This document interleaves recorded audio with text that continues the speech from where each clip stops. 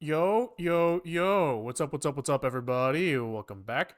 Today, we are working on adding hardware acceleration to our virtual GPU.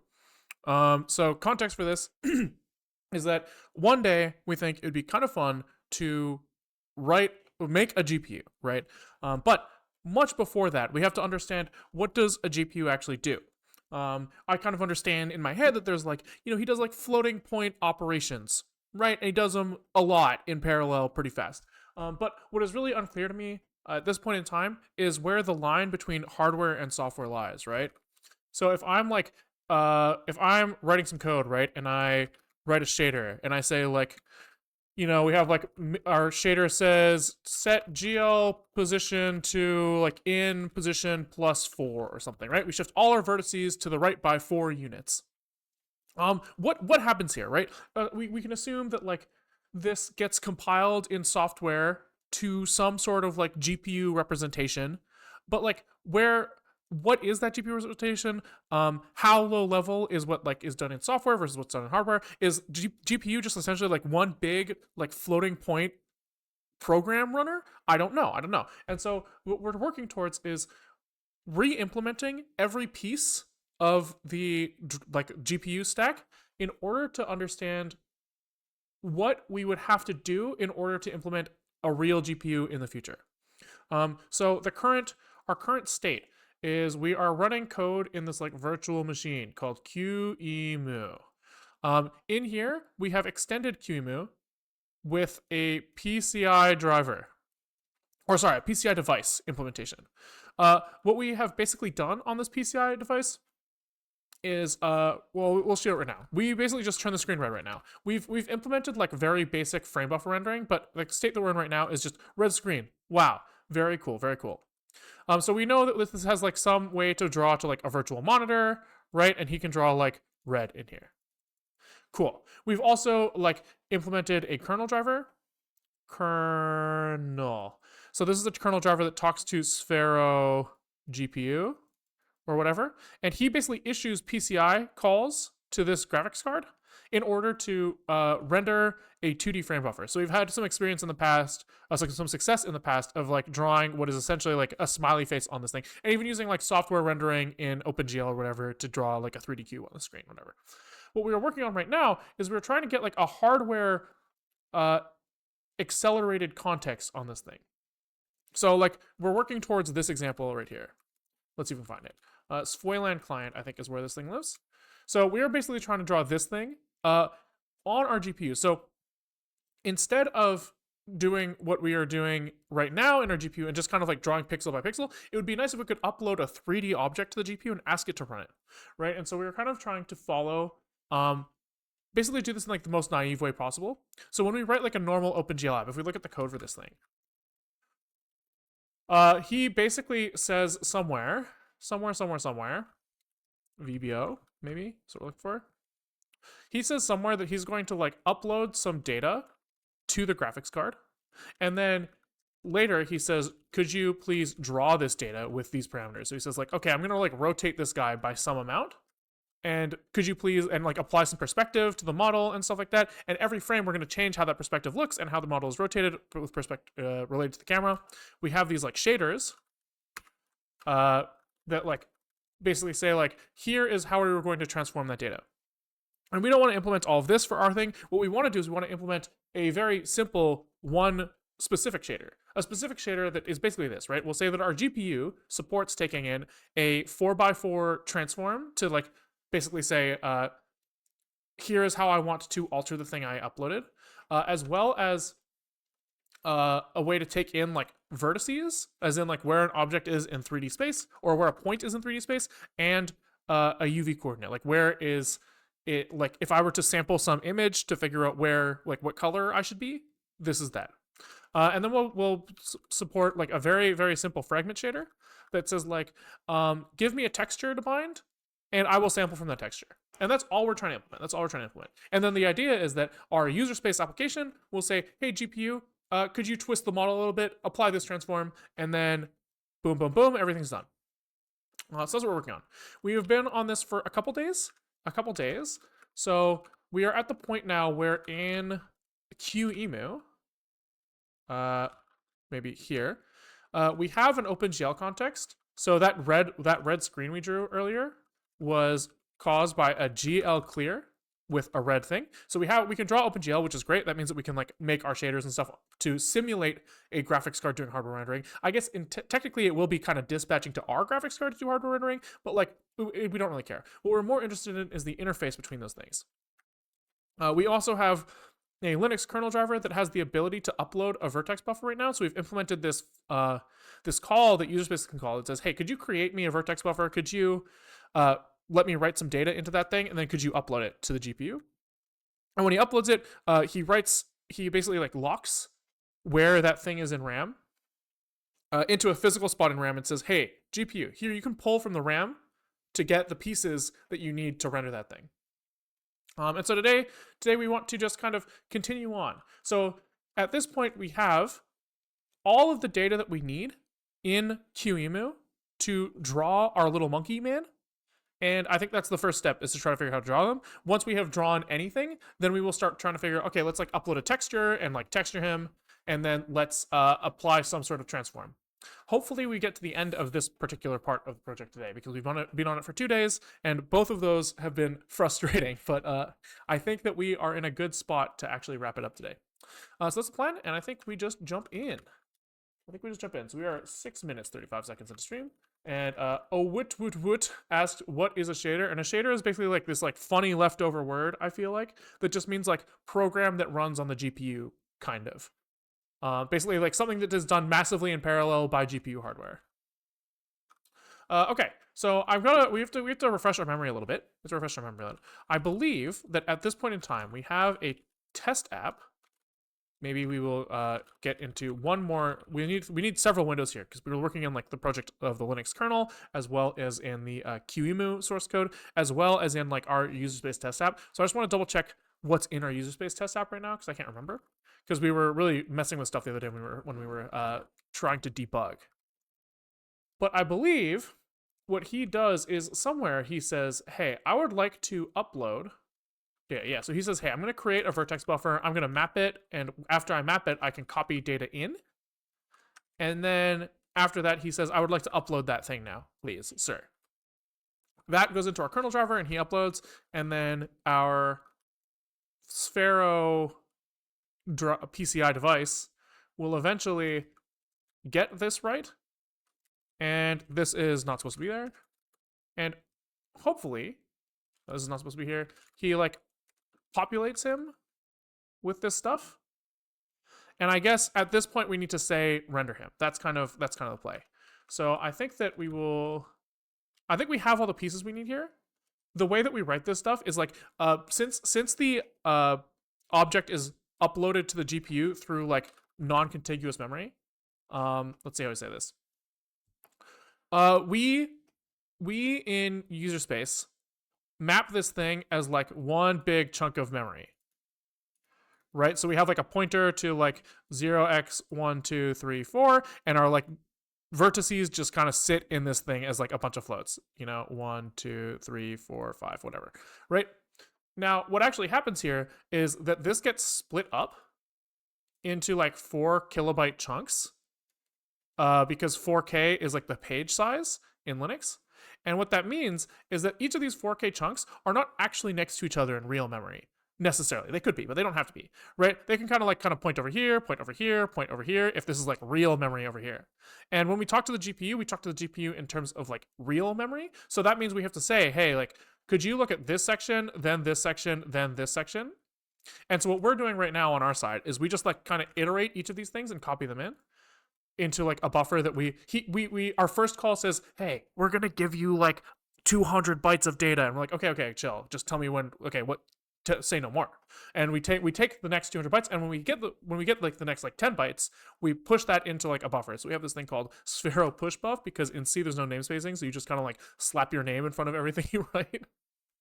And I think that we can do is in our render loop, we can just check if our vertex buffer is like complete. I believe that will be good enough for now. Last stream, we were really struggling with getting the OpenGL context working. But it turns out that there's like this like special OpenGL context callback you're supposed to use that we weren't using. So this is kind of used. We can't just how do I say this? We can't just render the thing when we get the data, because that's not happening like within an OpenGL context that's valid. I think you should iterate over a command buffer in qemu. We could do that, yeah. I think that we should is strong. We can do whatever we want, right? We could design this however we want. Right now what we're doing is we're pushing into a register. We're like a set of registers, and every time we push, we say, okay, that's like a new thing. Thank you very much. And in the future, we will discover, probably, that it will make sense to have some sort of command buffer with many commands. But right now, if the only command we support is upload vertex buffer, why would we spend a bunch of time making like a shared queue between our kernel driver and the qemu device, right? That adds like a bunch of complexity that we don't necessarily need right now, right? Because what we would essentially have to do there is we would essentially have to do like this mapping, but for some form of like we need like some memory that the PCI device and the Linux kernel can like share, right? So what would end up happening is like you could maybe do like a contiguous memory allocation in the kernel and point like the PCI device as like a reader and like the kernel driver as like a writer of this like command queue or something. You could like put stuff in here, right? And like he could like kind of read this thing and advance, boom, boom, boom, boom. But like that's a lot of complexity that we don't need right now. For now, if we're doing like a fixed function pipeline, and we could get away with like maybe just writing to like 5 different addresses, and so we're gonna do that until it doesn't make sense anymore. Yeah, you know. Okay. So in this context, we should be able to go like, if our vertex buffer len, I believe we have len and capacity, right? So data is like an allocated thing that has capacity, but then len is kind of how much stuff we push to it.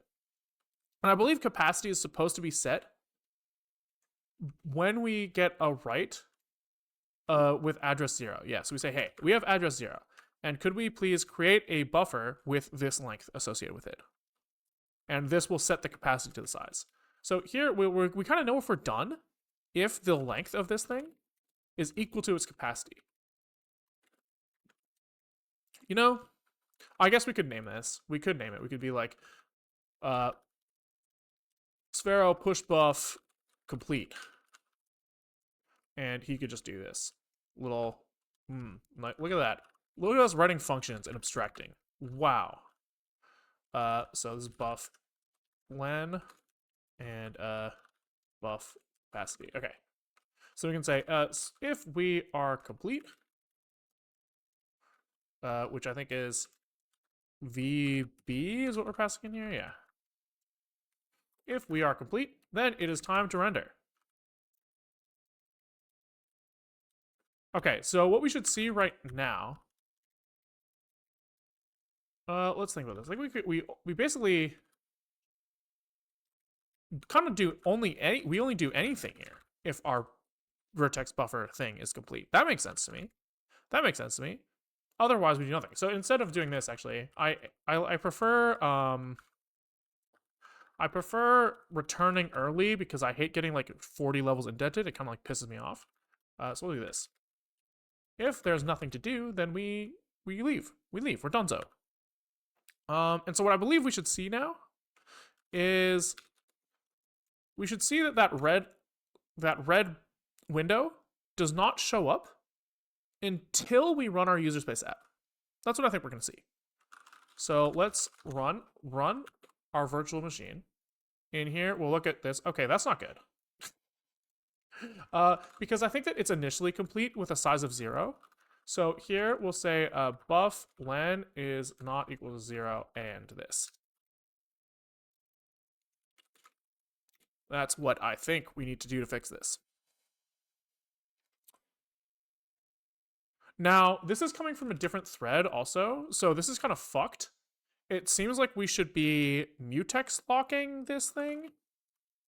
So we should be doing something like, I don't know if qemu has like mutex. Looks like they do. What is the type of this thing? qemu mutex. Okay, so we'll kind of slap this on here. And I guess we'll call this like VB lock or something. And then I kind of like to do something that's like, uh, can I do like struct sphero VB protected or something?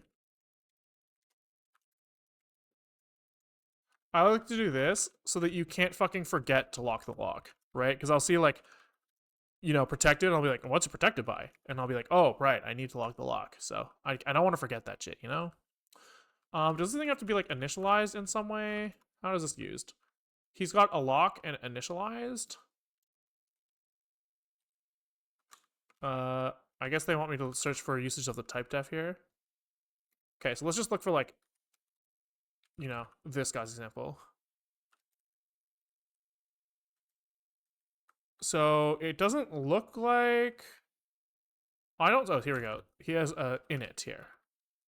Init. Okay. Oh, this is a fucking qemu sequence lock. Fuck. I'm looking at the wrong thing. What the heck?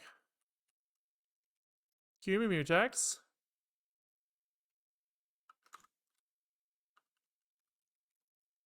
This is not a mutex. Why is it so confused? Okay, qemu mutex. Let's be a little more careful here. So, monitor lock. Oh, this is kind of crazy. They have a with qemu lock guard, which gives you a scoped lock area. What does this do? That's crazy. So they just do lock and unlock and then do your stuff in the middle. I see. But I'm more interested in if there's some form of like initialization that we have to do here. Which I don't really see, which is a little surprising. I guess they kind of make it so that you can zero initialize him.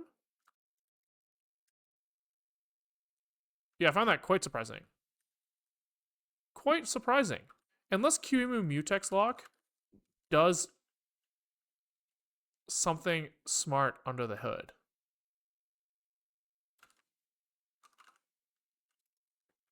Do they? Okay, they assert that it's initialized. Right. So who sets this? Here. Yeah, so qemu. It does look like there needs to be some sort of initialization. I don't know why I didn't see it. Okay, sure. So there's qemu mutex in it, and there's like recursive mutexes as well, but I think we just do qemu mutex in it here. I think that's fine. Okay. So we need to construct this like protected thing. So now this is VB is equal to this, which we were doing before, but now we need the lock needs to be qemu mutex initialized with this. There we go. Boom, boom, boom, boom. And now every time we use this thing, we need to lock the mutex. So we do like qemu mutex lock.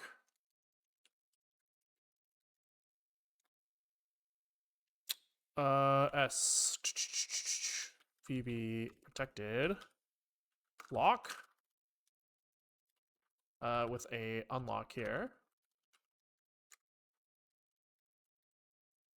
And we do this like this. Boom. All right. Sup. So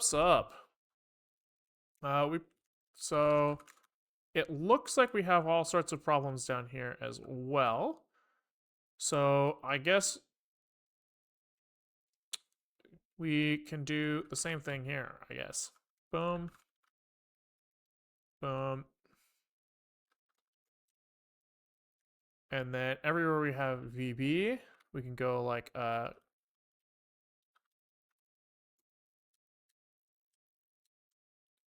S VB protected VB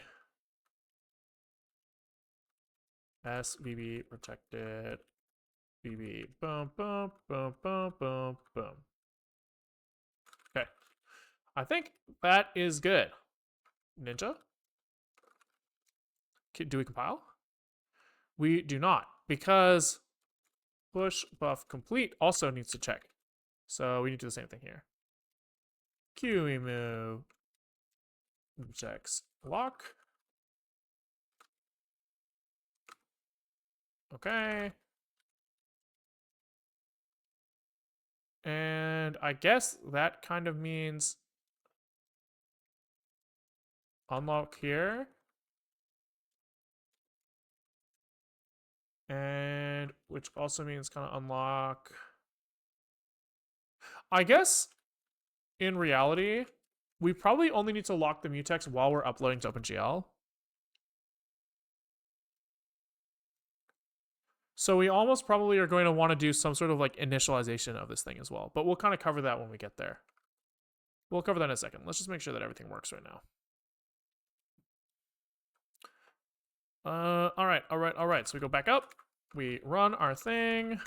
I like that I control R search for run.sh, the like shortest command of all time.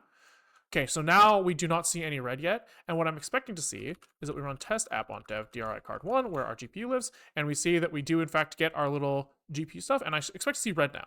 Good. That means that everything is working the way we expect. That means that once we have uploaded this thing, now our graphics callback is actually running. Which is cool. So I guess what we should do now is I kind of think that we are going to like create a vertex buffer out of this data. I kind of assume. So we have like a bunch of like X, Y, Z, UV floats back to back in this like vertex buffer thing here. So I guess we could take two approaches here. One is to start by getting the data. The other is to start by working on like the render context. I think I want to do that first. So let's kind of just try to do like, the quick little OpenGL hello world where you try to draw a triangle, right? So we're going to do something like clear it with like 0.1, 0.1, 0.1, make it a little dark, but not super dark. And then we're going to try to draw a white triangle on top, which usually I would go through the work of doing this myself, but I don't want to. So we've done this enough times recently that I'm okay asking the idiot. Just like quick example of...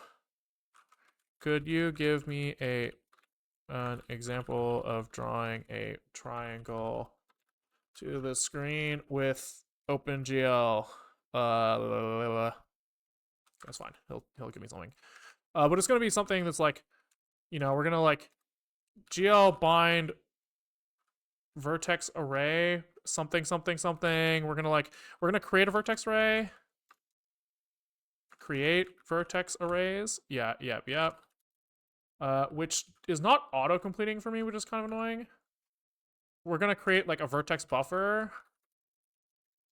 We're gonna like GL buffer data on the vertex buffer, and then we're gonna say like GL vertex attributes or something to say like this is the format of that data, and then we're gonna like create some sort of like compile shader for the vertex shader and the fragment shader, and then we're gonna like link program to create a program, and then we're gonna like run the program or something along those lines. I just don't want to remember exactly. So this looks right. GL gen vertex arrays then he sets the buffer data. Cool. He sets the format of that buffer. He binds it. He creates our shader, and he sets the shader source that we're gonna have to figure out in a minute. Does he have the shader source in here somewhere? He does. Nice. Sick. Then he compiles, he links the program, and then he does the drawing. Okay, so let's just kind of like yoinkies all of this. This should be good enough for now. And I think that what we're gonna do is we're gonna have to like put this stuff somewhere, right? So once this is completed, once our vertex buffer is like ready to be uploaded, we have to create a like buffer that represents that guy. No, we don't, because we're getting ahead of ourselves. We'll do it here on ensure init. I think that makes sense. So we have like a graphics chunk here, and we can do something like val vbo for array object, buffer object, and program. all of these things need to get initialized. And I think that's all the stuff we need here. I think so. We'll just kind of do it here. Boom. So here, can we do this in? I think we can not allocate this. We can kind of go work in our graphics like this directly. So we set up our buffers, we upload their little vertices, we say, hey, these things are 3 floats apart.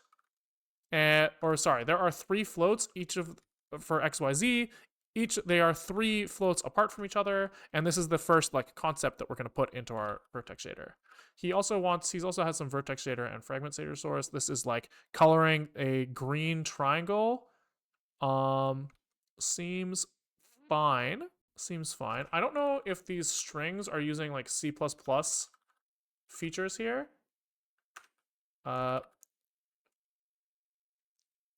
Yeah, I think the like raw strings is like a C++ thing. So we are gonna have to get a little crazy here and do a little bit of this. Boom, boom, boom, boom, boom, boom, boom. You know, get a little new line escapees, and I think we actually need to write our new lines in here manually as well. These is supposed to look like probably like this. Yep. Like this, and then they have an extra parenthesis on here because they were doing some sort of like raw string thing in C++ land. Okay, so what else goes in here? We bind the buffer, we bind the array, and we compile our vertex shader. These need to be null, not null pointer, because we're in C, not C++. We set these 2 things, we compile them. We should check for shader compilation success.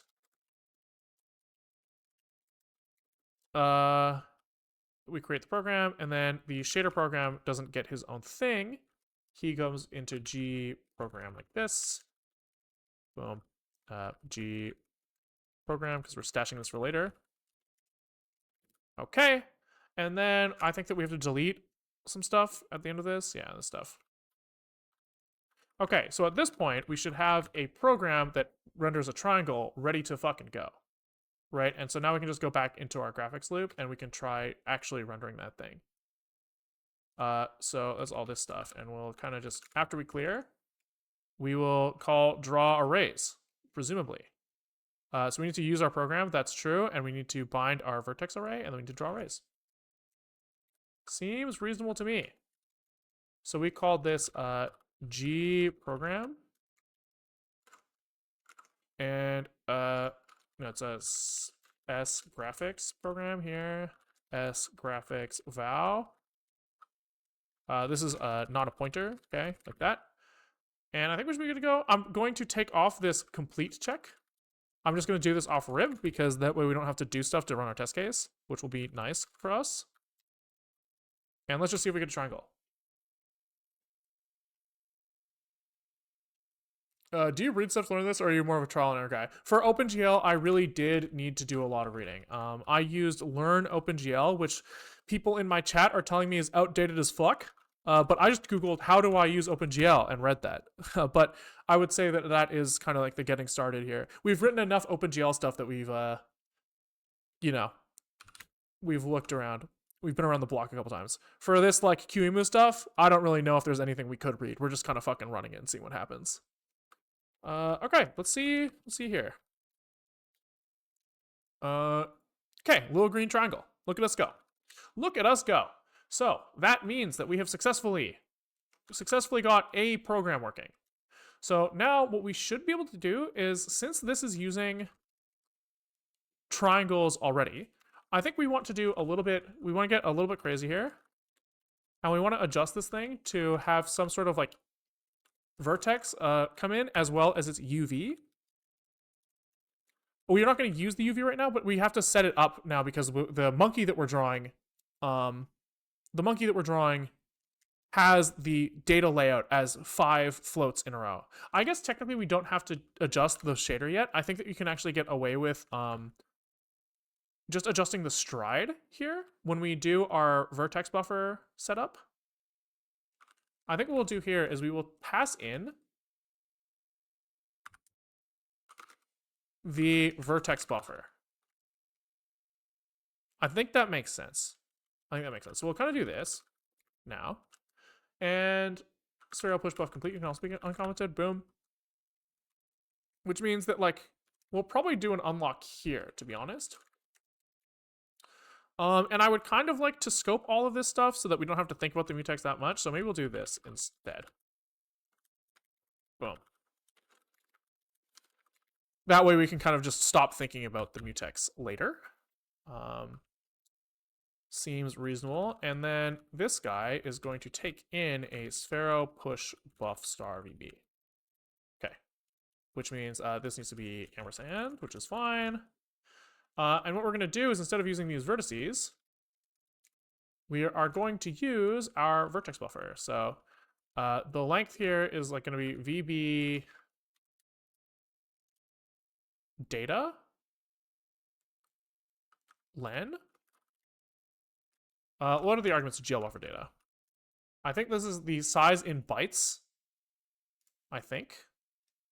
Size in bytes, yeah. So this is len, which is in bytes, which I think is fine. So then this can be VB data, boom. And then we need to change this to say, hey, there are 3 elements here, but they're 5 apart, I believe, is what we have to do here. So can we just look up this function as well? I'm not 100% sure. It is index size type normalized stride. Okay. So stride is the byte offset between consecutive vertex. So if stride is 0, the generic our vertex attributes are understood to be tightly packed in an array. Size is the number of components per generic vertex attribute. Must be 1, 2, 3, or 4. Yeah, so here we just change this number to a 5. And we should be good to go. So what I expect to see here, I guess, is like a green monkey show up on the screen. The kind of like a general shape of a little monkey head is probably what we expect to see here, but only after we run our application to upload it. Right? Because the monkey is actually coming from user space. It doesn't have to be a monkey. It could be anything. It just happens to be a monkey. You know? Okay. So now what? We run. So here we should see nothing. Good. We should run this. We should go root, test app dev dri card1. And we go back here. And instead we see one triangle of the monkey, because we need to change our GL draw arrays command to draw the right amount of stuff.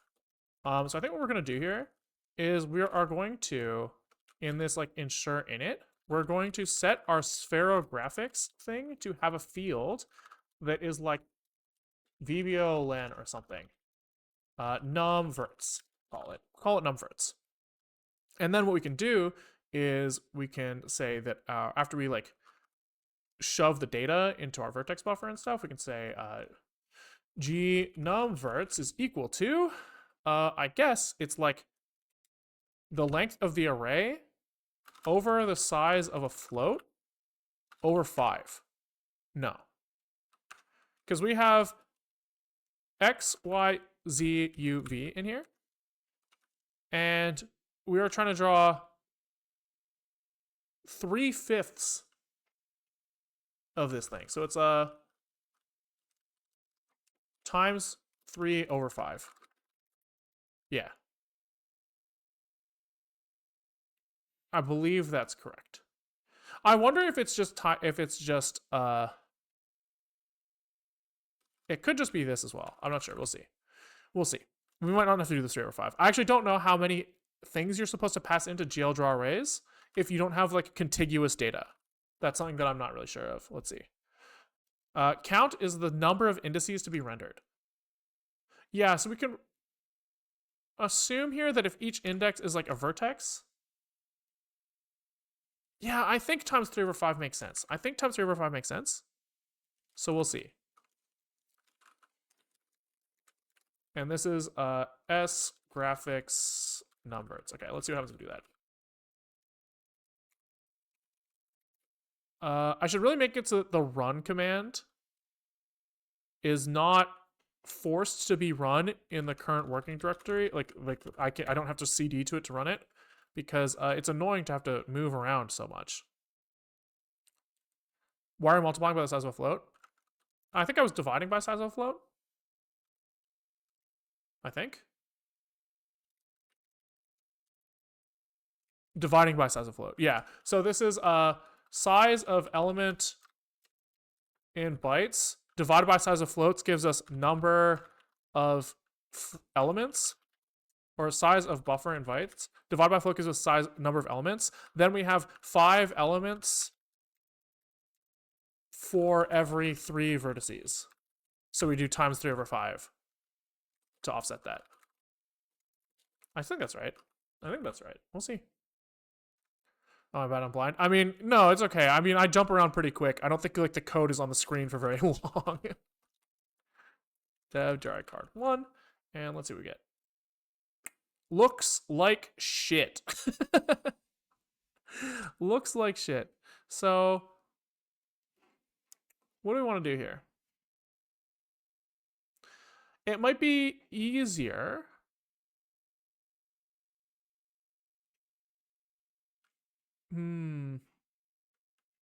That's integer map, so 3/5 is just 1. But I multiply the whole thing by 3 and then divide that by 5. So I start with a bigger chunk of everything before the divide by 5. So it should be fine. Should be fine, I'm pretty sure. Okay, so how do I want to debug this? I suspect here that we're doing something stupid with this stuff. The UV coordinates, we're just probably not mapping that correctly. So I want to try. Oh wait, we lost this change. I thought we put a 5 here. We must have accidentally undone that at some point. I must have hit the U button on my keyboard one too many times. So maybe we get lucky, and that's the only fix we have to make. We could get lucky. That'd be pretty cool. Pretty cool.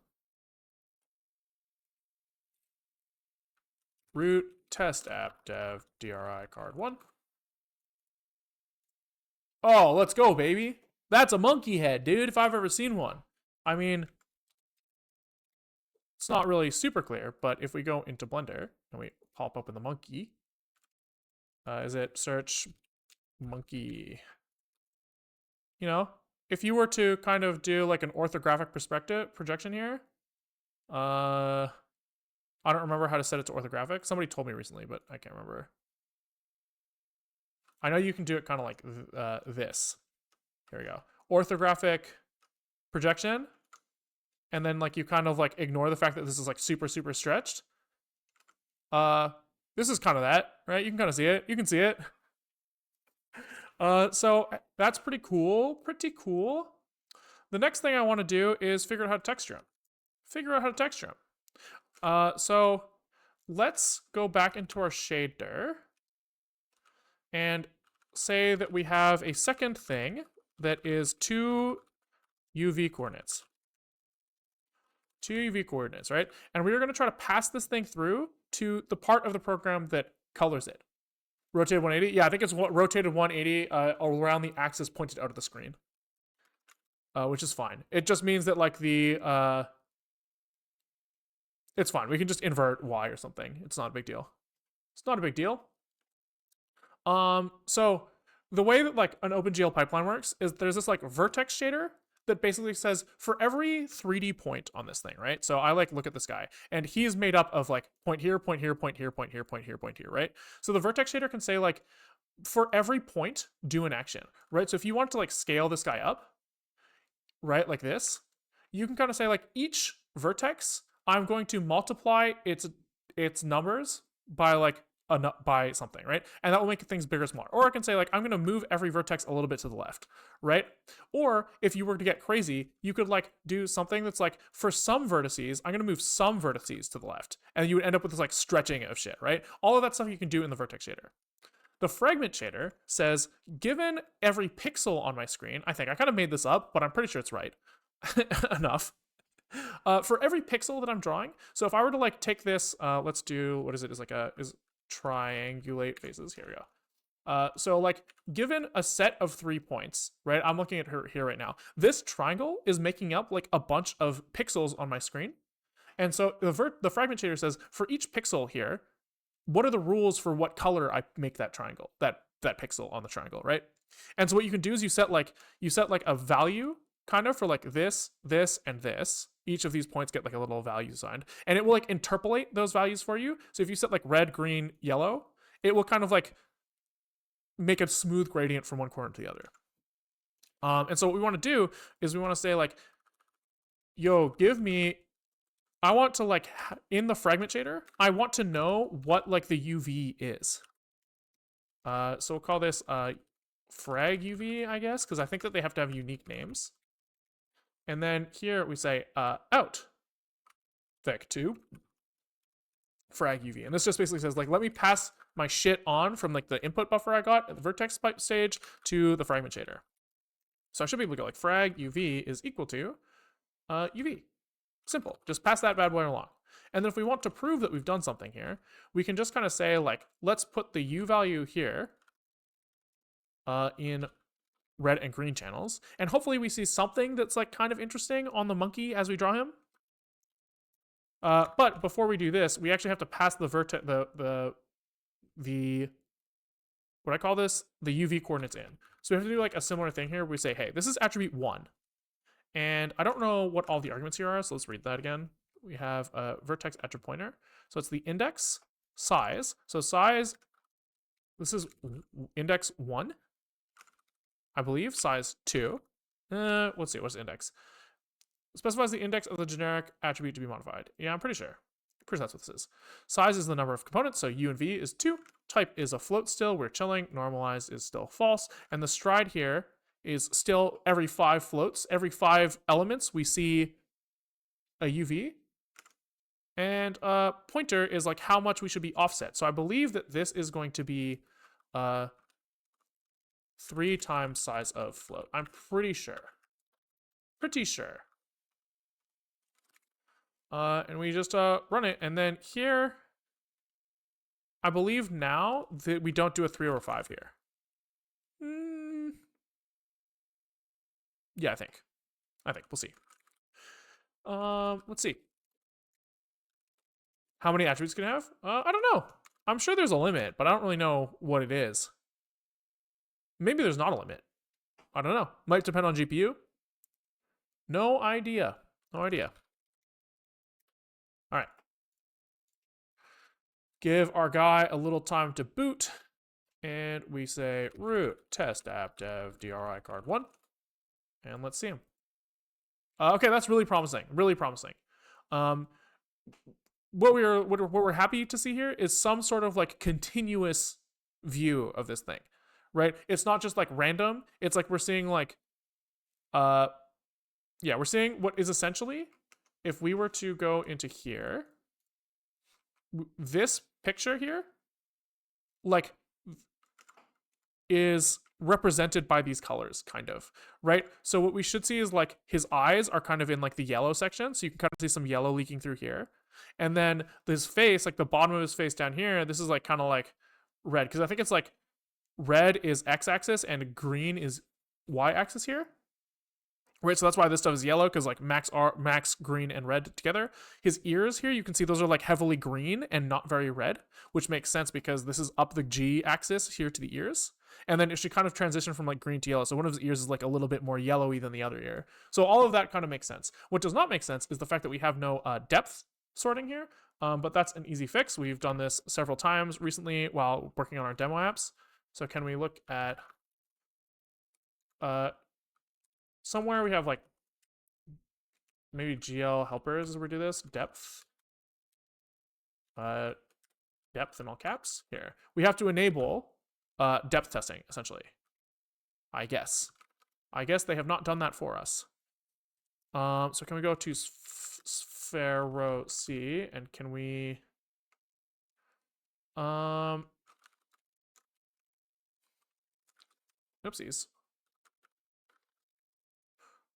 Paste. All right. I don't really know. There's something odd going on here where like we might need to attach this to like our own graphics context or something. So I'm gonna say fix me make graphics, make our own sub context to store this state.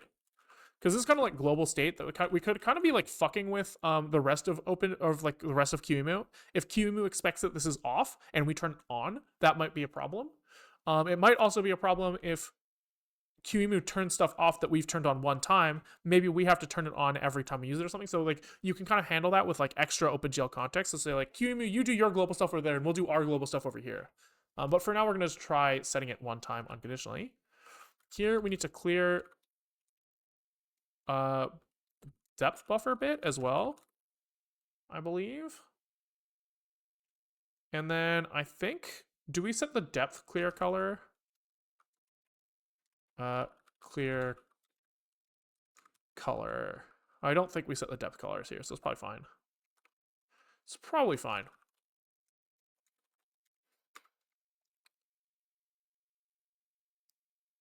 Are you adding .profile file? You can also let go of writing the run the app every time. Yeah, I'm not really worried about it. I'm not really worried about it.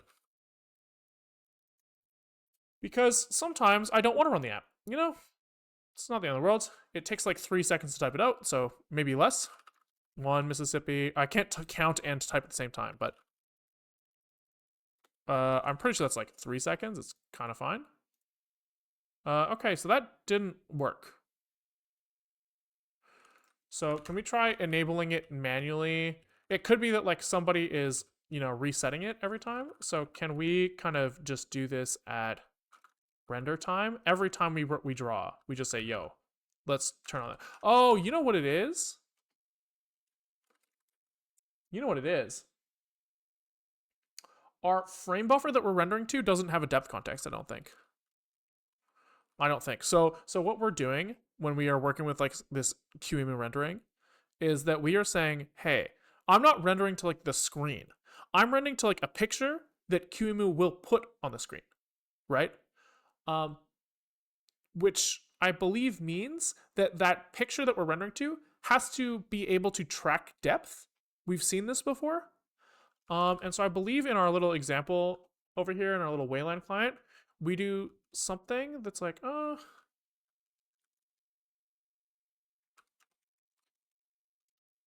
of surprised. I thought that we did depth stuff here. Oh, we're in the fucking wrong part. That's why. It's GL helpers. Make frame buffer. Yeah, so we create a texture and slap him into the depth stencil attachment. And I believe that the code that we do to create our frame buffer in qemu does not do this. Right, so he calls into this like scan out texture thing, and I believe that we kind of trace this down to somewhere like here.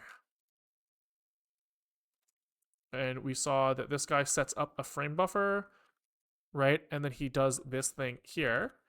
So we have to attach a second component, I guess.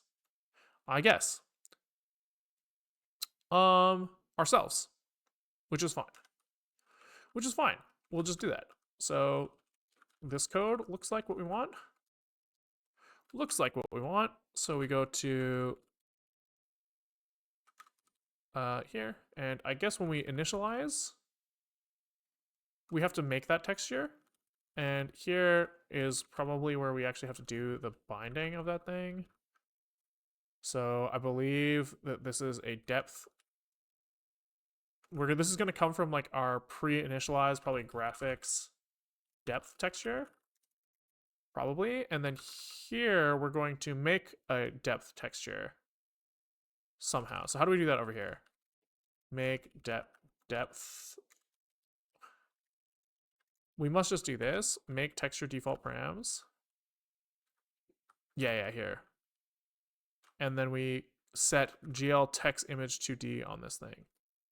So it looks like we're going to want to do something similar here, where we create like let me think for a second.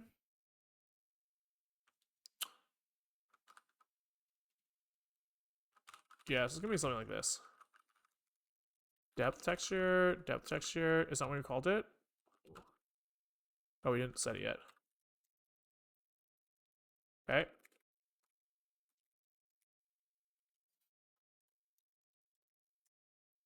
we are going to set our default parameters, and we are going to, instead of calling this GL text image 2D, we're going to call this text image 2D, which uses the depth buffer instead. Okay, so this can be 0, this is depth, and this is the type of the thing, and we use null here. Okay. Seems fine to me. Seems fine to me. And then we just need to attach that depth buffer to our frame buffer. So that's over here somewhere. It's like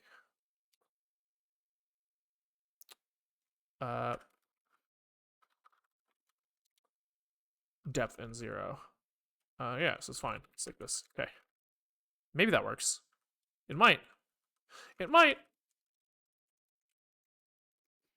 It'd be cool if it did. If it didn't, that would be okay as well, but it would be cooler if it did work.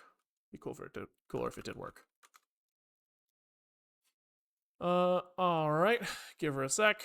We gotta boot the machine. He takes like 4 seconds to boot. We have to log in and run the app. And let's see. There we go. There we go. So this is us looking at the monkey from the back of his head upside down, right? So if we were to do the same thing here, we would see like basically this section here is like the front of his head. You can kind of, I wonder if we can like prove that somehow. I think we can like paint this guy a little bit. If we hold on. We can show it here. If we go here and we go here and we go add an image texture like this, and then we go to create a new image here, boom. Then we go to texture paint, here we go. And then we go in here and we select this guy, here we go. Yeah. So if we color this in like this, kind of like we see his kind of like head section turn white. And if we were to do something like color like one side of this yellow or something, like, you know, you see like, you know, some sort of like yellow on his face like this, right? That's fine. But then what you see here is like a hard seam, because like this stuff back here is like this here. We can color him in by doing like blue like this, right? And you can see like the way that the blue is colored in on the texture is like kind of like the blue is going like around these two parts, right? So that's why we're seeing this like red, this like hard line here. It's because one is on the far right and one is on the far left. So I think it's fine. I think that's fine. I guess we rendered the model a while ago, and then at some point we started doing like UV coordinates. And now I think that we are probably moving on to texturing.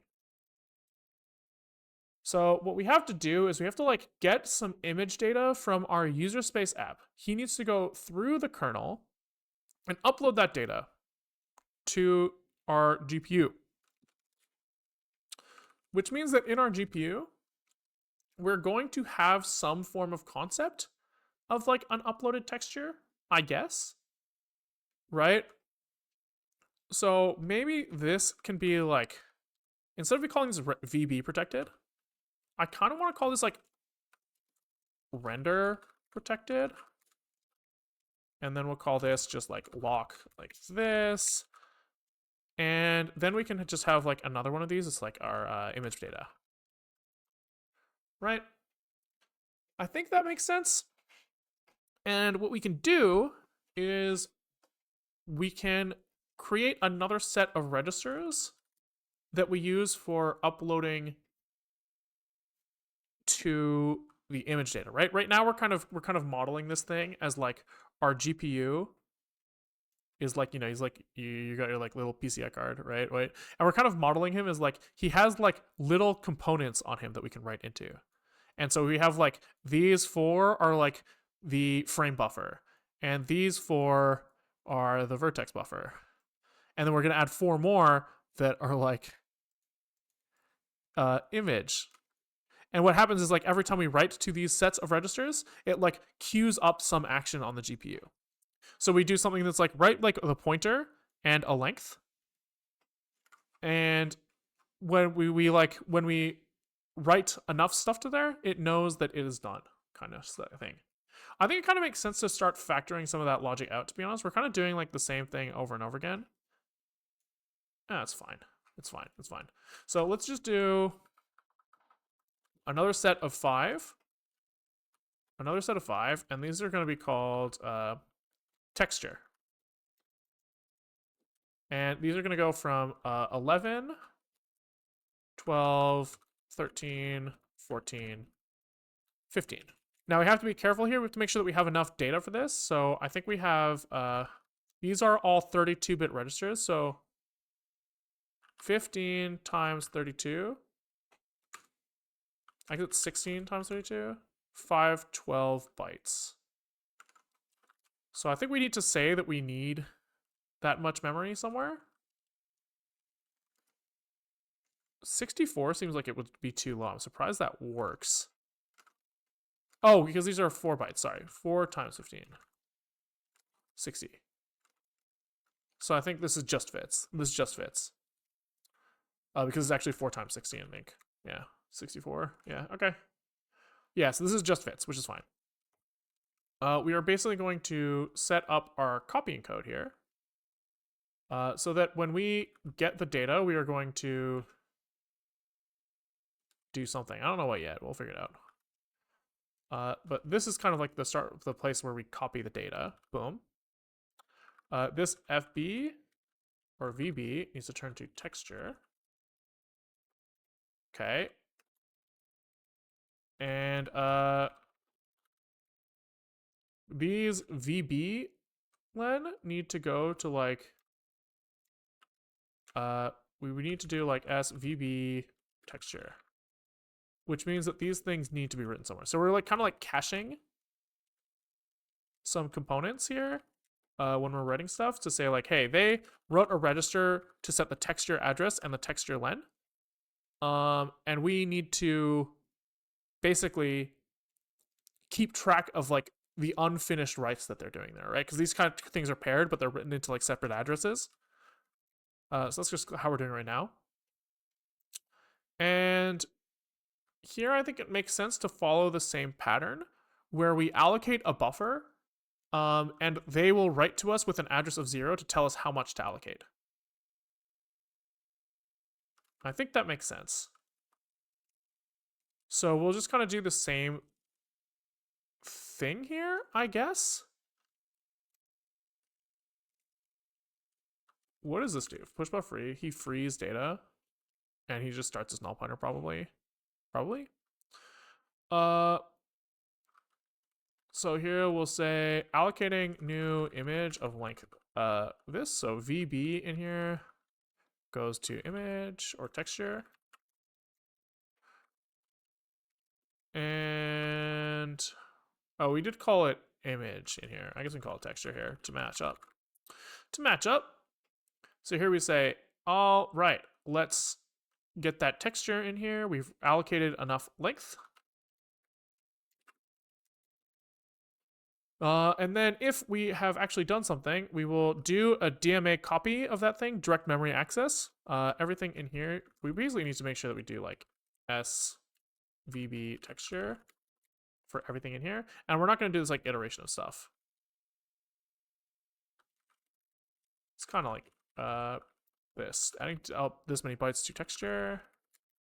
And then I guess our push buff complete thing is no longer sufficient here. We need to wait till I guess we want to wait until the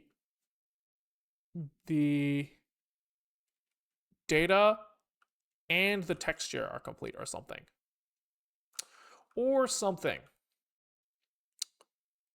So there's gonna be like or the texture is not complete. If either of these things are not complete, then we just continue. Otherwise, we wait. Okay. Cool. So now we have to implement on the kernel side.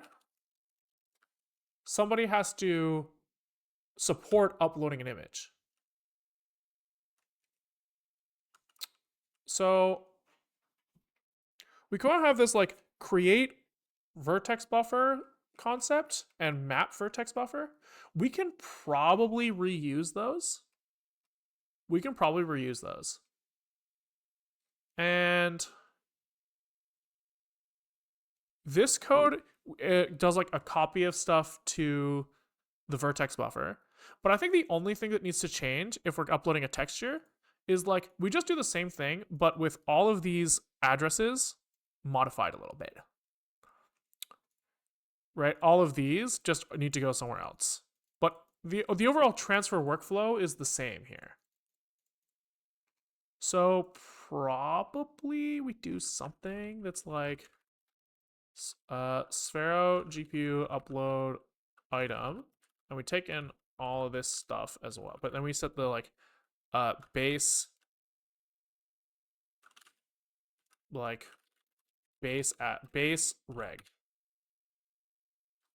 I think that makes sense. And then we kind of just do whatever we did here, and then we say this just gets base reg plus 1, base reg plus 2, base reg plus 3, and we do the same thing here. Okay. Okay. I think that's fine. Which means that this becomes like just Sphero GPU upload item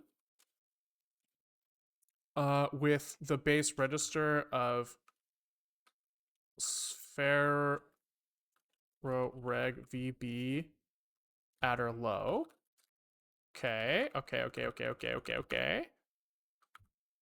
And we just, I guess we propagate the error from this. Like this. And then we just do another thing here that's like upload image or texture octal. Yeah. And this uses texture adder low. And which means that we need to paste in these defines. And it looks like we're actually not using this commit thing. Yeah. So let's just get rid of these and then start this at 10, 11, 12, 13.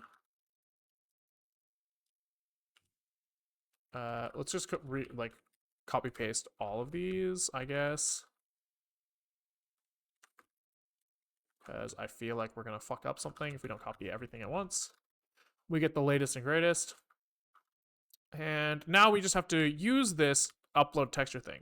So what we do is we define these like custom functions that a guy can call, and we have to basically implement upload texture, who goes upload texture octal. I think that's it. I guess we need to get those headers into user space, which I think, or those definitions. So I think we kind of do something like Sphero drm.h is where these come from. And we just do upload texture. And wherever we use upload VB, we copy this and say upload VB. I guess we just say VB to texture. Oopsies. VB to texture. And I guess we will have to change all of these names to not be vertex buffer specific anymore. So say here, remove VB from all these things. But I think that's fine. So can we compile our kernel just to see that everything works correctly? He doesn't look that happy. He does not look that happy. So what do we do wrong here? Upload texture, excess elements in array. Oh, because I think that's somewhere we define the number of elements in this thing, and that's wrong. This needs to be bumped because there's now an extra ioctal. All right, all right. Looking promising. And then I guess in our user space app now, we're going to have to like load the image and do something with it. So what do we have in here? Do we have like an image? It's kind of all commented out. Do we have like okay. So we are probably going to want STBI image to like unpack the embedded PNG, which means that all of this code is probably going to get uncommented. This stuff here. Uh, which means that we need this. This is using like STBI image to unpack this thing. Is this in the repo right now, or did we kind of not copy that? Looks like we don't have it. So let's do our typical STBI image. Grab this little header to do image manipulation for us. Copy it in here. Our test app is going to add that to our include list. So this is going to be b path source. And then we also need to create like an implementation of that thing typically. So we do like source stb image.c, and we just include stb image.h, but with the implementation defined. So we do this. Boom. Okay. And then in our build zig, we just say, yo, could you build that thing as well? So we go like add C source file. And I think it's just like we say like file is equal source stb image.c. Something like that.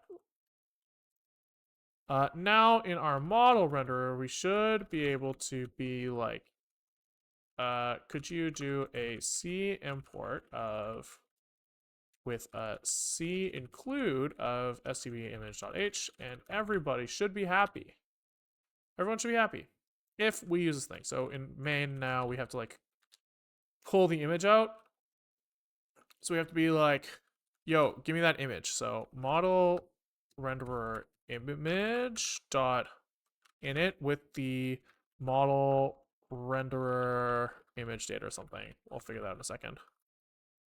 Here he has embed files. So before in our like reference thing, we did this. So I guess we kind of like pull this out. Boom. Pub const image model image is this. Okay. Which means that now we can just do this.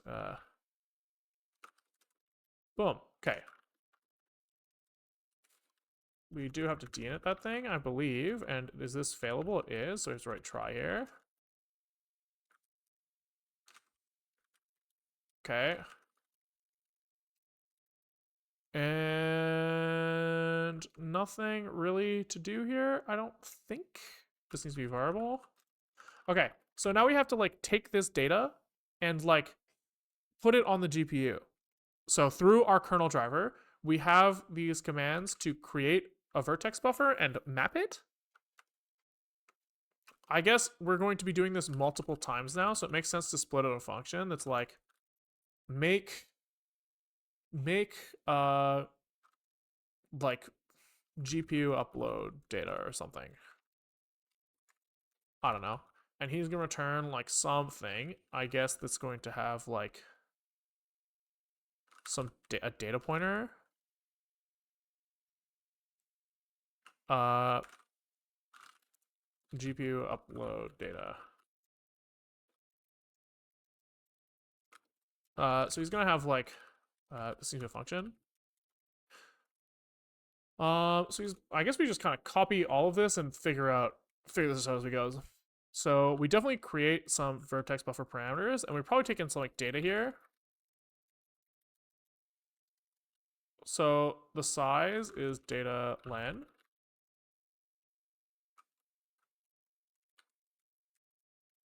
Like this. We need a file handle to upload to. So we'll call this handle is a std fs file handle, like this, I think. Which that means that we can use handle here. We still do the same create call. Looks like this is failable. That's true. So this is going to go like this. And this is going to take the handle. He's going to map this thing into our memory space so that we can copy stuff. So this is going to say, yo, I would love to map the data length with handle here and data len again. And then we mem copy into this thing from the data. So let's just be data, which means that I guess we can just unmap this memory after. Is there like, what's the opposite of map?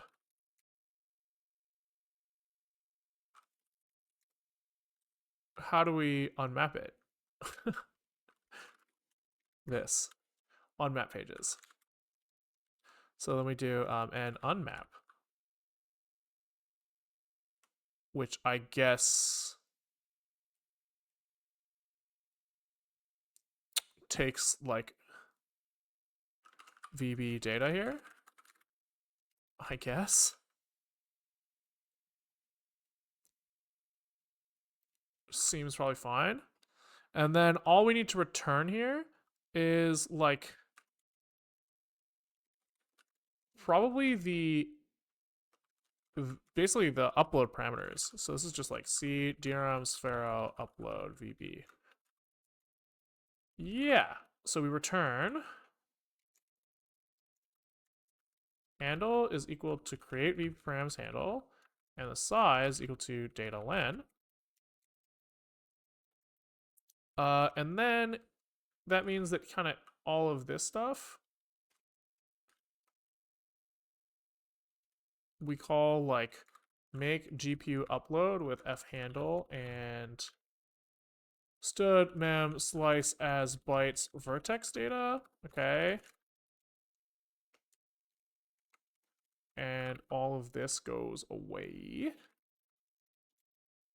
And this just says like upload VB params equal this. Yeah. Okay, and then we kind of do the same thing here with the image. It's just now it goes to a different spot. So upload texture params comes from whatever the fuck this thing has. Image data, that seems reasonable. And this now is no longer upload VB, but upload texture, I believe is what we called it. And I believe now,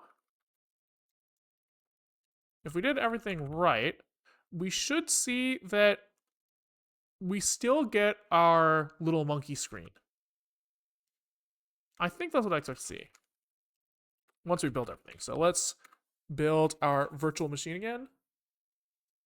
And we've built our kernel. And now we still have to rebuild the user space app, but let's do a run here. So when we run this thing, we should see nothing, right? Guess is not initialized display. And then instead of running in this context, we're going to start up a network, EMP0s3, to say like, hey, let me talk to the host OS over Internet Protocol. And then here I can do zig build, and SCP. Here we go. So he's going to build this thing and then copy him into the virtual machine, then run him. But instead, he doesn't build. Why? Because we said handled at 222. This should be handle. That's true. Expected type this thing, found that thing, because upload VB params can fail. So this needs to write try here so that he doesn't get mad at us. All right. I think that these needs to be variables for the pointer types to work out. Cool. And now I'm hoping to see the monkey here when we flip back here. But instead we see guess is not initialized display yet, which is not great. Let's see if we got any logs here. We do see that we allocated a new image of length 0. And we are adding 0 bytes to the texture. That's not good. And then I don't see these logs for printing the vertex buffer stuff either, which doesn't really feel great. I feel like that code should still be in here. No, we removed. Oh, I see what we did. We fucked up.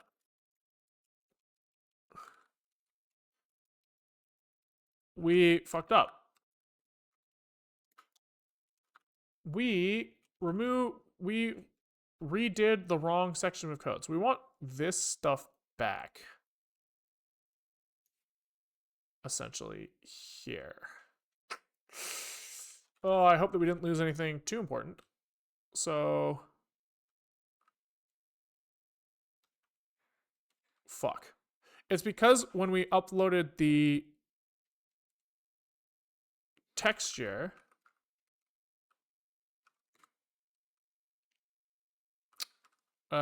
this was supposed to, all of this code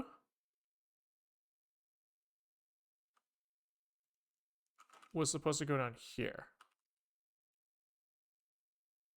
And here we still have some like some of this stuff. Okay, and then here we need to go back to whatever the fuck we were doing before. Oopsies.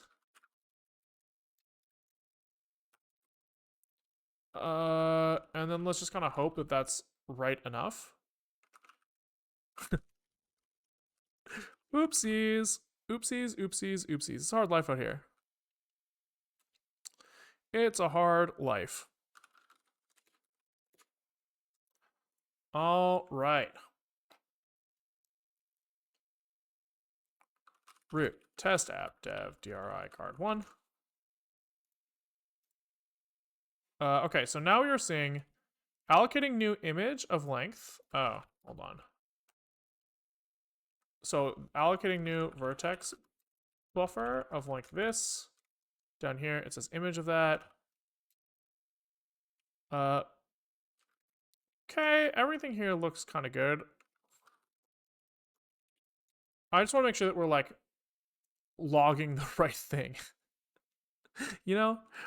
And then while we're here, did we do adding this many bytes to texture? And here we're doing adding bytes to VB. Okay. Yeah. So it should be fine. Should be fine if we did everything right, but we probably didn't. But that's okay. We will debug and get there eventually. All right, so.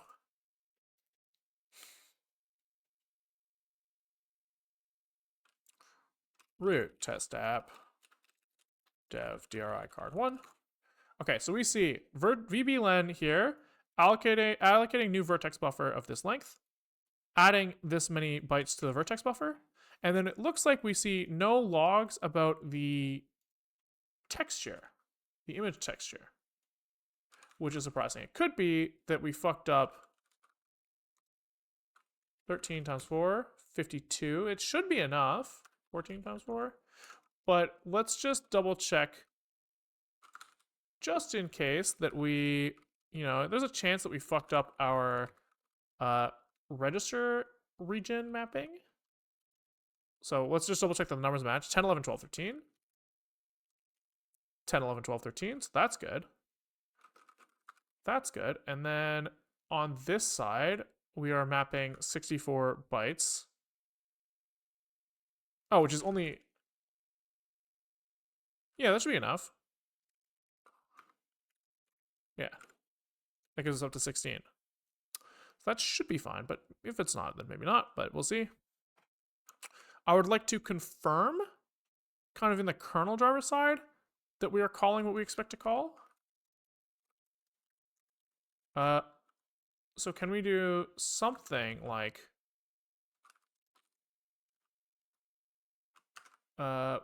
print k trying to upload texture of size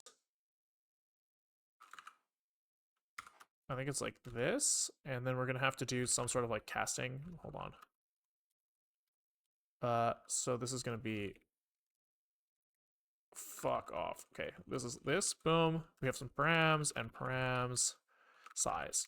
Okay, let's just kind of look here. So he's mad that he's maybe just percent %u unsigned int. What is the size parameter here? U64. LLU? Much better. Much better. Okay, so let's see if at least we are attempting to upload this thing. We might have fucked up in user space somehow, so that will kind of like help us bisect that. We rebuild our kernel. And I think we have to rebuild our qemu as well. I don't remember if we changed anything here, but we might as well just be safe. All right. Let's see what happened. Test app dev dri card1. Dmessage. Yeah, so it doesn't look like we're trying to upload.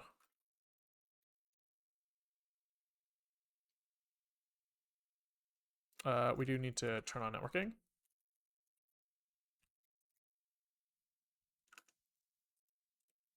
Zig build. Oh, there we go. There we go. So we just didn't use the latest and greatest. Oh, sick. Okay, we're back. We're so back. We're so back. So it looks like our texture is probably on the GPU. Probably. And so let's kind of see if we can try to map that thing. So when we initialize ourselves, we are going to have to allocate another texture. This one is going to be for rendering. So this is a little confusing. I'm going to rename the existing texture the output texture. And we'll still call this depth texture. That's fine. And then we need a new one that is the input texture. And that means that we have to create a texture and bind some data to him, which is going to look a lot like this. Ooh, we are missing some texture parameters, huh? We need to know the width and height of the texture. For now, I think we can cheat temporarily by writing, I think it's 1024 by 1024, but we can check. Model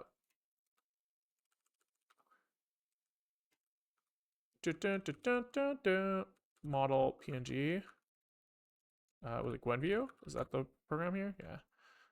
So can we look at the dimensions thing? 1024 by 1024. So we'll cheat temporarily here. Because I don't want to think about it.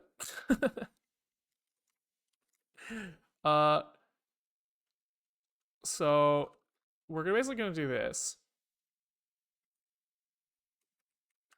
Well, this goes to the input texture. And here we'll say fix me 1024 by 1024 should come from the user space app, from the kernel driver, which will come from the user space app. This might be a stupid question, but why accelerate with OpenGL and not Vulkan? Because I've used OpenGL.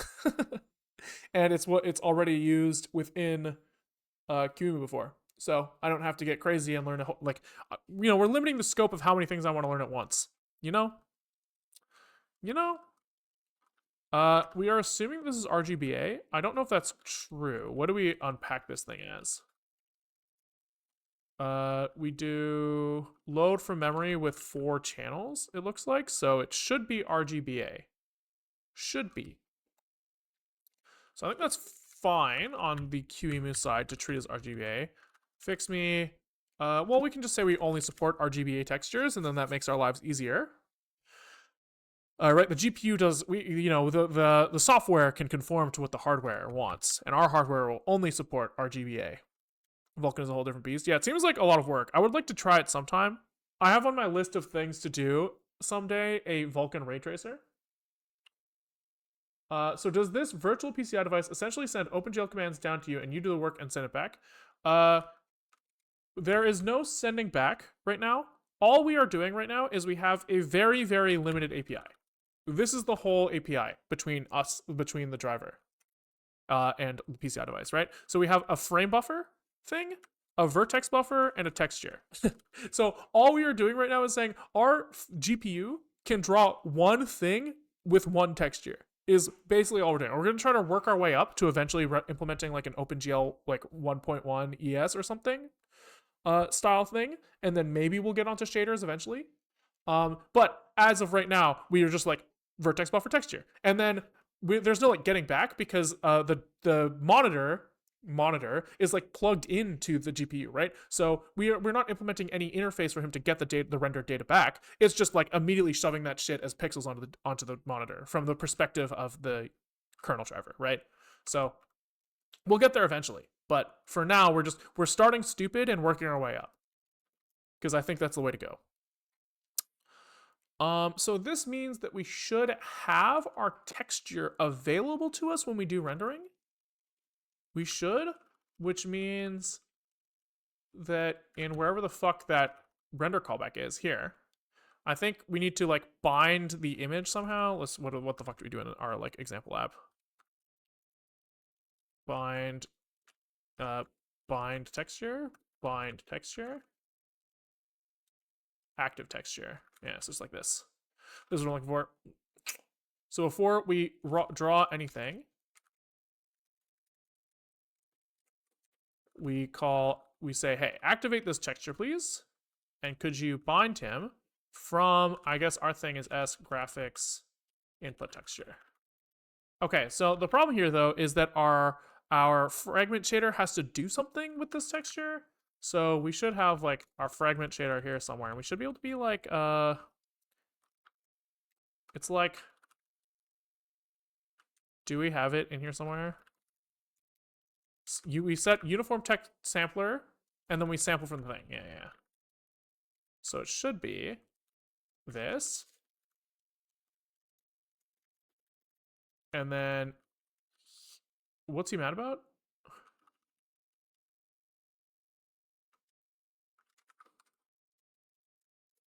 Oh, that's fine. And then here we call texture on our UV coordinate. Yeah. I think that's fine. And maybe that's good enough. Maybe. I mean, there's a chance. There's a chance that works. Where the fuck? I actually like, can't find our graphics callback. It's really annoying. Here it is. Yeah. I'm not against it. Texture text UV, right? Yeah, that's a good point. It's a pretty good point. Sweet over here, right? Yep. Good eye. Good eye.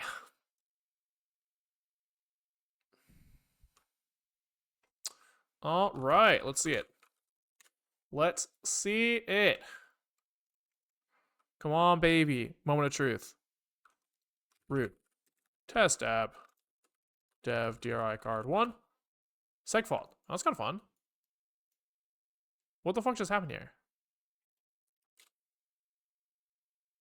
I wonder if it's actually kind of confusing. Did it do anything here? No. That makes sense. Is it consistent? Looks pretty consistent. Didn't this work like a second ago? Didn't it? I wonder what changed. UDHCPC. SCP. Oh, that's really strange. Very strange, but we're not gonna think about it. And the texture, it looks like it's completely black. So something's wrong there, but... Oh, did I do card 0 by mistake? No, maybe it was just not using the latest. Okay. So theoretically we've uploaded it, but we are not doing the right thing here, for sure. For sure. Which sucks because this is like an annoying thing to debug now. Let's go. So I guess we know that the fragment shader is running at the very least because he's doing something.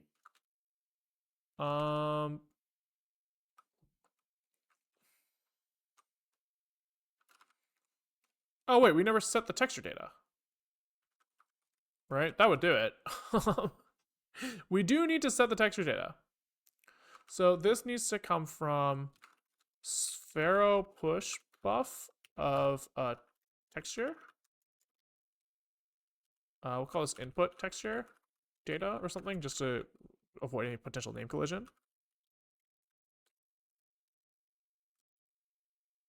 I think it's just like this. Pick input texture data data. Is that what we do over here? Oh, we haven't bound any input data before. So this is new to us. Let's look at the API for text image 2D. It is void star. Yeah, so it should be fine. Maybe. Maybe. Maybe. He's mad because ensure init now needs to take that thing.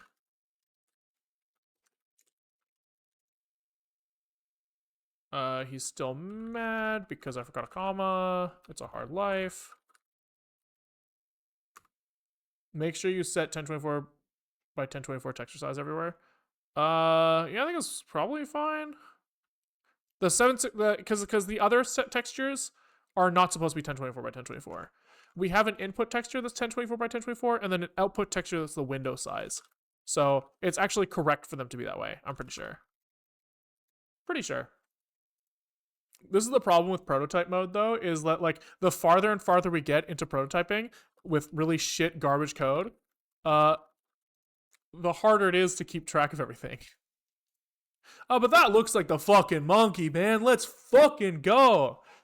That's pretty sick. That's pretty sick. So from the perspective of our application and our virtualized operating system, we have uploaded a monkey head to the GPU, and it is like rendering on that thing, which is pretty cool. The only thing left here is we need to add the ability to upload a model transform. And how do I want to do that?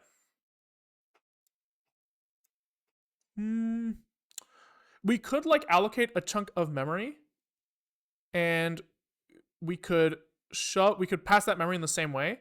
But since it's just like a 4x4 matrix, maybe we just like put the whole 4x4 matrix into registers. I'm kind of okay with that. Because it seems like it'll be easier than like allocating a new chunk of memory and trying to transfer it. I guess like allocating a chunk of memory and transferring is basically free at this point.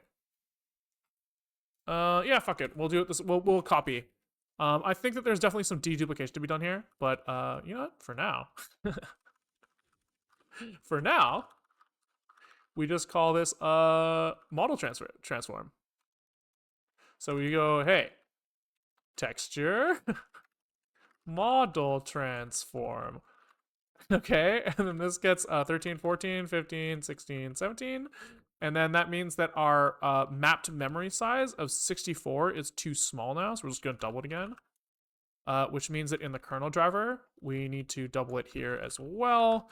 We need to copy over these new addresses to the kernel driver. So they need to go here.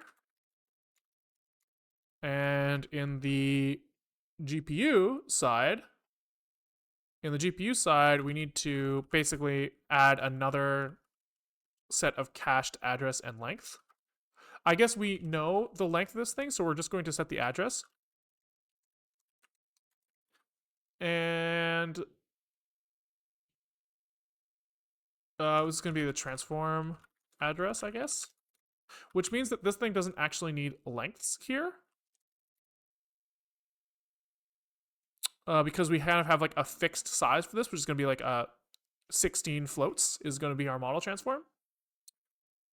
Which means that maybe that's bad because we have like more custom code now, but I'm not going to think about it. We are going to say that when they write the high half of this thing, this is going to go to the model transform, And this is going to go to the transform address like this. And then here is where we're going to do the actual work right here. So we're going to do a sphero do DMA, I guess, of this thing. And what's he going to do? He's going to he's going to take the transform address and copy 16 bytes out of him. No. I guess we'll make it like a transform size, which is a 16 times size of a float. Sphero transform size, boom. And this is going to go into the transform. And I guess we don't need this to be like a pushable buffer anymore, right? This can just be kind of like a fixed thing.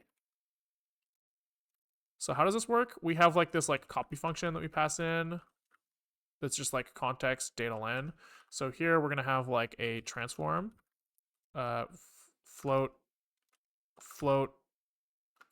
How do you do this? Transform 16 or something? Cool. So then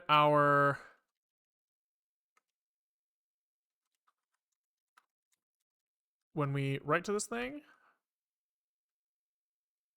we'll just call this like I think we just call memcopy actually. I think we can write memcopy here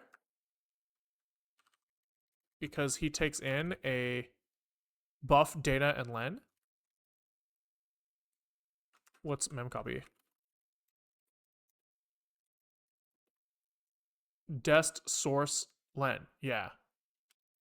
So it seems like we should just be able to write memcopy in this here, and he's going to call it with our context object, which is just the transform. Yeah. And I think we don't put an ampersand here. Maybe. He might not like the memcopy arguments here. Yeah, because memcopy returns something. Yeah, that makes sense. Is it memcopy? No. Oh yeah, because he returns a void star. Fine. So we'll say memcopy callback. Fine. Because we know that this will fit in one page, so it's fine. Memcopy callback calls memcopy with buff data and len. Boom. Boom, boom, boom. And then memcopy callback. Yeah, so this should copy the stuff that we get into the transform memory. And so I guess what we'll do here is after we write this, we will log the transform. So we'll say for 0 to 4, nope, int I equals 0, I is less than 4 plus plus I, and then we do the same for j. For int, and we will say, let's look at this at what, I times 4 plus j.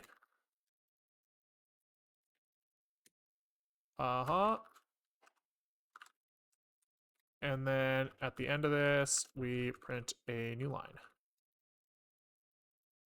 All right. So that's kind of like this side of things done. I guess not done because we're gonna have to upload this transform to the GPU. So we're gonna do like somewhere like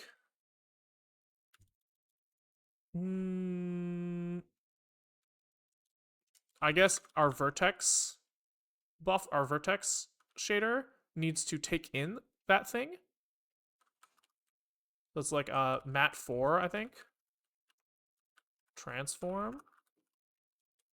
And then he needs to do like transform times vert or something. Do we have an example of this? We have to gain uniform mat4 transform, and we do transform, and we have to convert the thing into a vec4. That's true. No, it's kind of like this. Yeah. Sure. Seems reasonable. Got rejected from HM round today. Big Z. What's HM?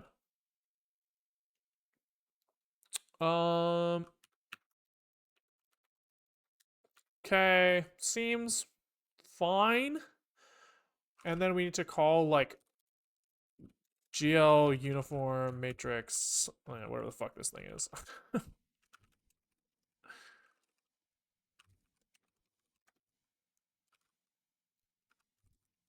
So this needs to go to some sort of transform location.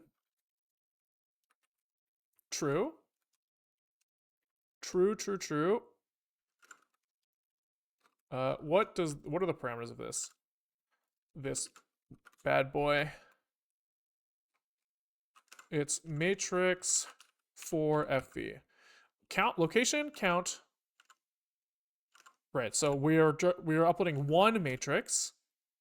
We want to transpose him because OpenGL is column major, and then we are going to use the value in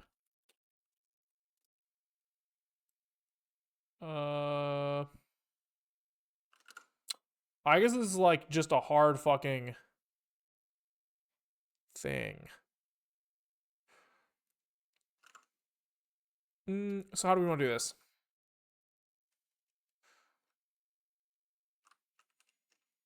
I guess we kind of do this here. I guess. I don't know, man.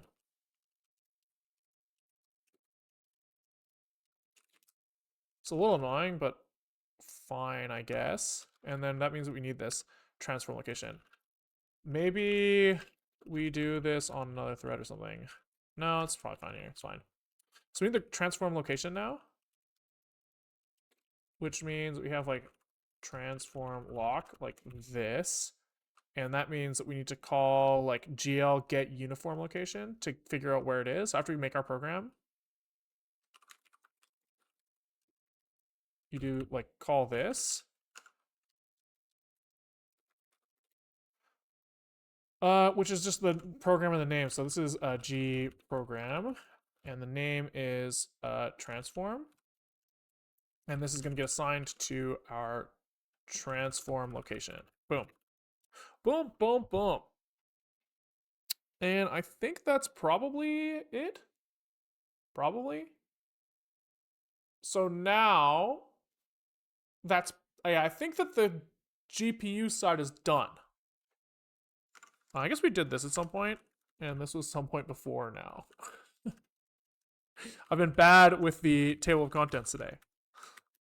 So now the kernel driver, he doesn't have this size thing anymore, which kind of means that it kind of feels like we just want to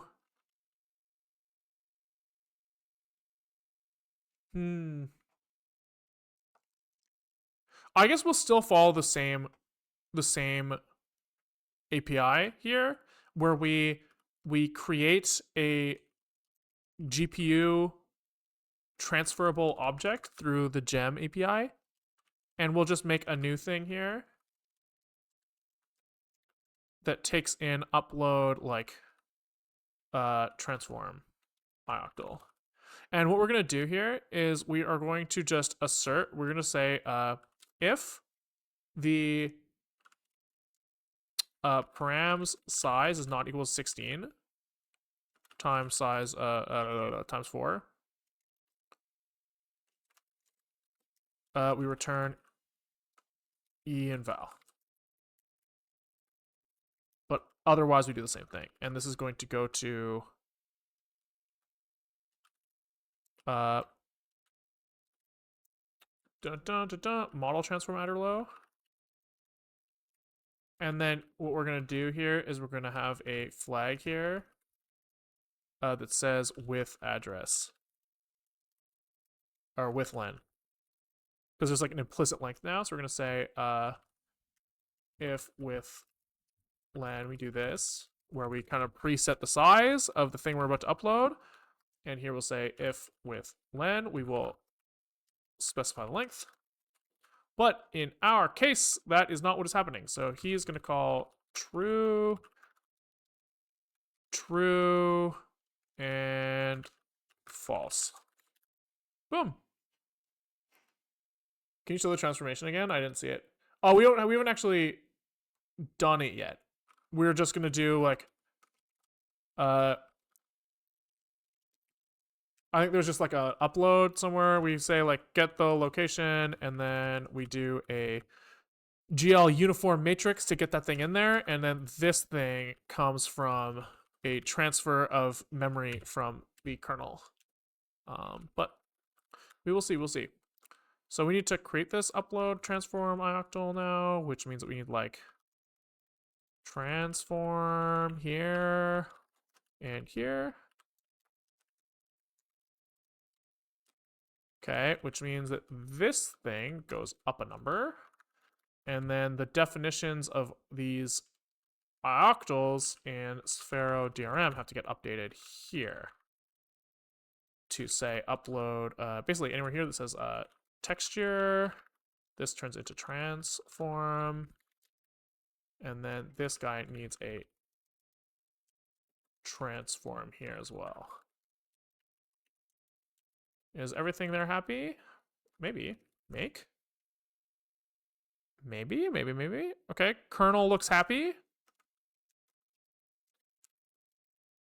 qemu also looks happy. Okay, so that means we should be able to upload a transform. So in our user space app, in our like reference thing, what we did was on each iteration, where's our like matrix stuff? We have this like implementation of like the world's shittiest vector math library here, like we have a mat4 and a vec4, and these must have been used here. So this is what we did before. So I guess we'll kind of pull this out, or maybe we'll call this like we'll just expose this as something for now. So we'll do like pub function get transform, which will return a mat4. And this is going to use ourself, I guess. No, it's not. We're just going to adjust this so that this is a constant FOV.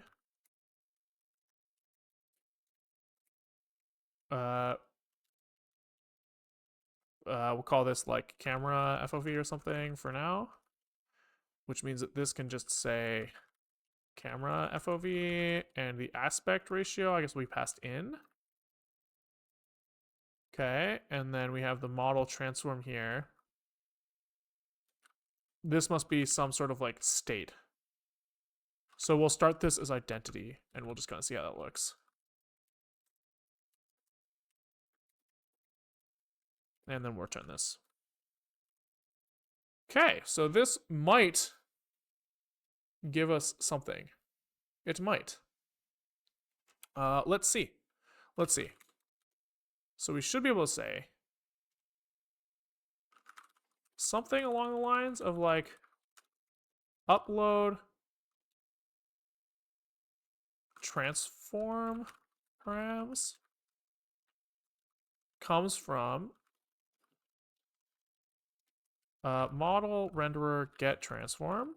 We'll use a 1.0 aspect ratio for now. And then we use the transform. We basically just try to cast this directly to the byte. So this is going to be like as bytes like this coming from transform. And then we should be able to upload the transform now. Probably. Maybe it might work. It might. You never know. Okay, so let's run our virtual machine. Okay. Let's run as root, test app dev dri car. Oh, nope. UDHCPC. Get ourselves a network up so that we can run zig build and copy that bad boy over. Okay, so this looks like a pretty reasonable transform. That's really good. So we got the right thing out. And if we look at what we rendered, uh barring the stretchedness here, we're not respecting the aspect ratio. This looks pretty reasonable. That's pretty sick. Pretty sick. So I think that what we can do now is in our main loop, just keep fucking spamming this. I think if we just spam changes to the model transform here, it will start rotating the monkey or something. So can we do something? Get transform. Let's like add in like an angle here. Let's do we have like we have a scale. We have perspective, translation, scale, identity, rotation around X and rotation around Y. So we'll call this the Y angle here. And let's start by doing a rot around Y at Y angle. And let's also, if I want to translate him so that he I want to see him kind of like this. So we're looking at him here. We do a rotation around X, then a rotation around Y, or a rotation around Y, then a rotation around X. They're the same, I think. Here. So if we do like X, Y, Z here, X, then Y, it's Z in this world. So X and Z looks like this. And then if we do Z, Y, X, it's off axis. That's true. So we want to do the X rotation, then the Z rotation if I want to see him like kind of like this. Is that what I want? I want it to like... Sure, whatever. It doesn't really matter. It doesn't really matter. So what we said, it was X then Z, which means that we go like this way. Yeah. And then this is probably in radians, so pi over 4 is like approximately 0.75-ish. Hand wavy. Alright, I think this might give us something. I'm gonna bring my throw up bucket in case you get the thing spinning too fast. Good plan. So our transform, I think what we do here is we just say while true, we are going to... Doing something like this seems kind of reasonable, where we sleep for some unknown amount of time. And we keep track of the last time, also seems reasonable. Okay. And then probably here we say like last equals now, somewhere. Then here we're going to like say that our Y angle is equal to like 0, and then we do like Y angle plus percent equals like some rate of change. So we want to do like 360 degrees per second. So we want it to, we want 2 pi per 360 seconds, or per second per 1000 milliseconds. So we just divide by this and then times delta ms. And then Y angle, can you do like mod here. Does mod take floats?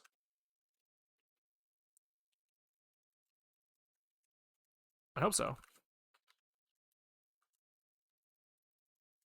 There we go. I guess we will see what happens. Maybe. Maybe. And then I guess we actually have to do the transform here. So we use the aspect ratio is supposed to be 1024 over 768. And the angle is y angle. All right, let's fucking run and see what happens. I actually think that it might work as is, which is kind of fun. So I think we actually might not have to reset our thing.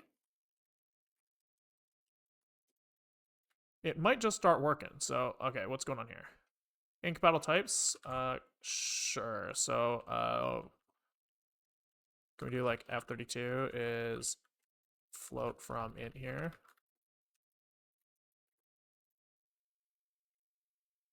All right. Oh, let's go, baby! Let's fucking go! That's sick, man! That's so cool! Hell yeah, dude! Okay, so this, from our application's perspective, is completely hardware accelerated, right?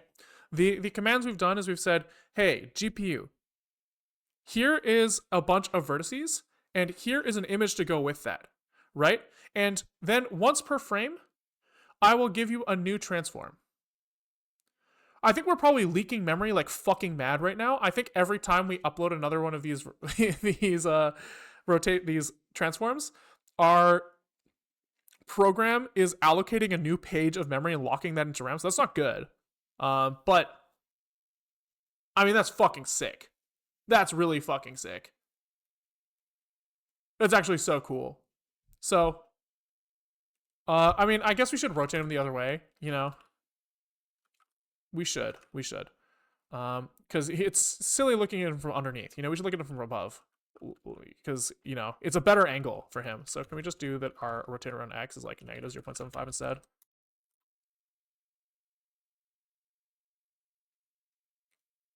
The two apps are fighting. That's pretty funny. And this actually didn't do what I thought it was going to do, which is also kind of funny.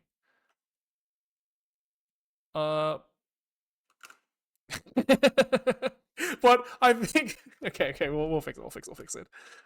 So we go to here and we go fuck. PS AUX grep test app kill all test app. There we go. We did it. So I guess we actually just wanted like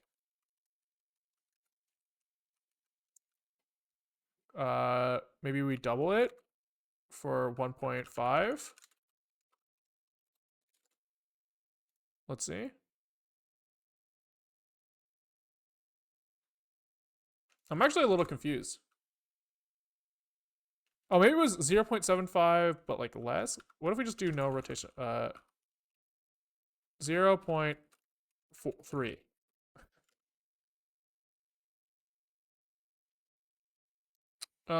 Whatever. I don't actually know why it's not doing what I thought it would do. To be honest, I think my rotations are just a little bit off. Anyways, whatever. It's fine. Oh, I guess we just need to want to rotate him another 180.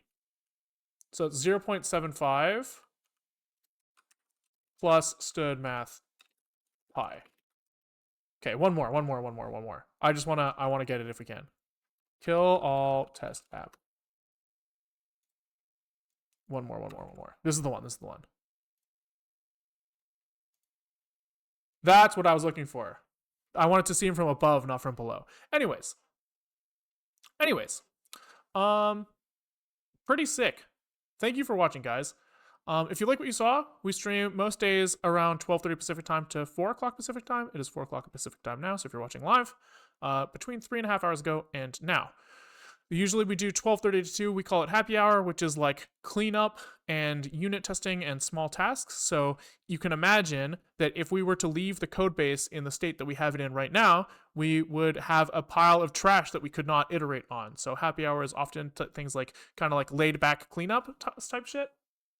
And then there's the 2 to 4 segment, which is what you have just watched. I think tomorrow we will come back and work on trying to start hooking this up to OpenGL. Right now we have a way, not a very good way, but a way to do 3D rendering over our iOctl API. And so we can try to start implementing like OpenGL 1.1 or something. So we'll see how that works. I'm assuming that that's going to be a real pain in the ass. So if you want to see that, swing back by tomorrow at 2. Probably tomorrow 12:30 to 2, we will be looking at like cleanup of this stuff. There's a YouTube link in the Twitch description if you want to see VODs of this for the other parts of this project. We're working on demystifying the Linux graphics stack, but there's a lot of other stuff in here if you want to check that out. We've done like operating system, neural network, file systems, like QR code decoder, like maps, debuggers. All this stuff is kind of fun, so if you want to check that out, that's there. GitHub link in the Twitch description. We'll eventually have this code under the GPU testing env repo. What else do? We say like, subscribe, Twitch Prime, because we're like YouTube, Twitch streamers, so we have to say that stuff. And I think that's all we usually plug. YouTube, goodbye, and Twitch, let's find someone to raid.